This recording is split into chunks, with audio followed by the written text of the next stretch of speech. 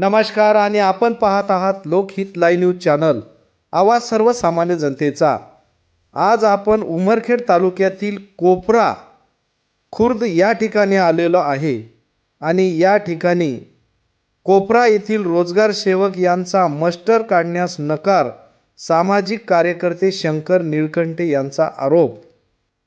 उमरखेड तालुक्यातील कृष्णापूर कोपरा खुर्द या ठिकाणी सप्टेंबर 2024 मध्ये 1 हेक्टर जमिनीमध्ये बिहार पॅटर्न अंतर्गत 1600 बदाम, लिंब, मोहगन, अशोका, जांभुळणी, सीताफळ व अनेक प्रकारचे या ठिकाणी झाडे लावण्यात आली आहेत। या झाडांची देखरेख सुद्धा आम्ही करीत असतो, असे सामाजिक कार्यकर्ते शंकर मारुती निळकंठे यांनी म्हटले आहे। या कामाचे मास्टर काढण्याकरिता गेले असता त्या ठिकाणी कोपरा येथील रोजगार सेवक यांनी अडचण आणली आहे।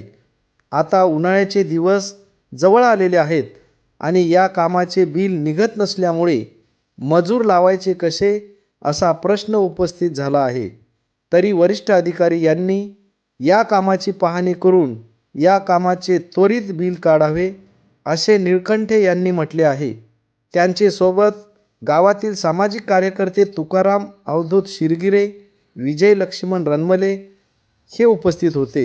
तर पाहूया सामाजिक कार्यकर्ते निळकंठे यांची प्रतिक्रिया। माझं नाव शंकर मारुती निळकंठे, राहणार कोपरा खुर्द, तालुका उमरखेड, जिल्हा यवतमाळ। आमच्या गावामध्ये स्मशानभूमीमध्ये बिहार पॅटर्न, त्या बिहार पॅटर्नची लागवड केली होती झाडाची। लिंबाची झाडं लावले, काही बदामीचे, काही मोहगनीचे लावले, काही अशोकाचे लावले, काही लिंबाचे लावले, काही जांभुळणीचे लावले, काही सीताफळाचे लावले। हे झाडं लावले सर आम्ही सप्टेंबर महिन्याच्या 20-22 तारखेच्या दरम्यान लावली, 2024 मध्ये।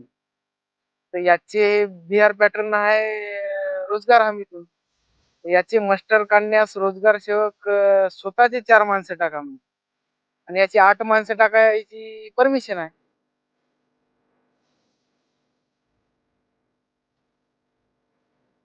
त्याच्यानंतर काय तुम्हाला अडचण काय यायला लागली? आता त्याच्यात अडचण आली म्हणजे रोजगार सेवक पैसे काढू देईना। याची देखरेख कोण करतात? याची देखरेख आम्ही केल्यामुळं आम्हीच देखरेख करायलो याची। हो ना, पाणी टाकाय मजूर लावले, झाडं लावाय मजूर लावले, सगळ्या गोष्टी मजुराने केल्या।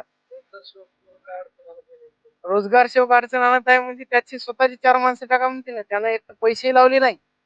आम्ही पैसे लावले, स्मशानभूमी साफ केली सगळी। नाही तर या स्मशानभूमीत पाय ठेवायला जागा नव्हती, एवढे झाडं झुडपं होती।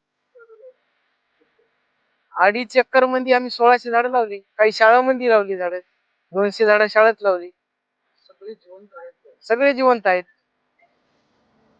आम्ही काम केलेले वरिष्ठांनी याची दखल घ्यावी व आमचे बिल काढून द्यावी।